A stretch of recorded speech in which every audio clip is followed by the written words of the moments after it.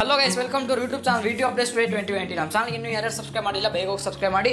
ಹಾಗೆ bell ಐಕಾನ್ನ press ಮಾಡಿ ನಮ್ಮನ್ನು ಫೇಸ್ಬುಕ್ಕಲ್ಲಿ, ಇನ್ಸ್ಟಾಗ್ರಾಮಲ್ಲಿ ಫಾಲೋ ಮಾಡಿ. ಡಿಸ್ಕ್ರಿಪ್ಷನ್ ಬಾಕ್ಸಲ್ಲಿ ಲಿಂಕ್ ಇದೆ.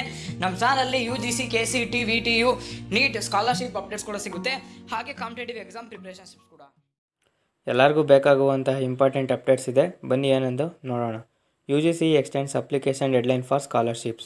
Fresh applications and renewals can be applied till January 20.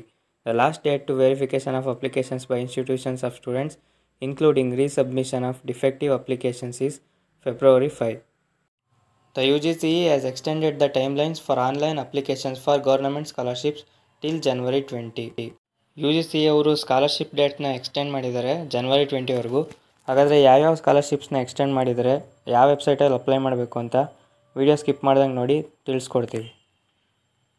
Indira Gandhi PG scholarship for single girl child, PG scholarship for university rank holder candidate, Ishan Uday special scheme for north eastern region, PG scholarship for professional courses for SC/ST candidates.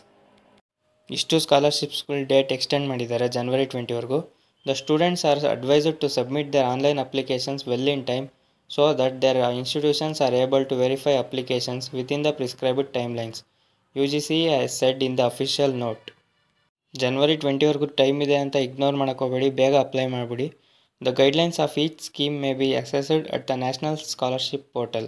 The students who are eligible and are admitted in the recognized institutions as per the guidelines may submit their applications through the National Scholarship Portal on its website scholarships.government.in.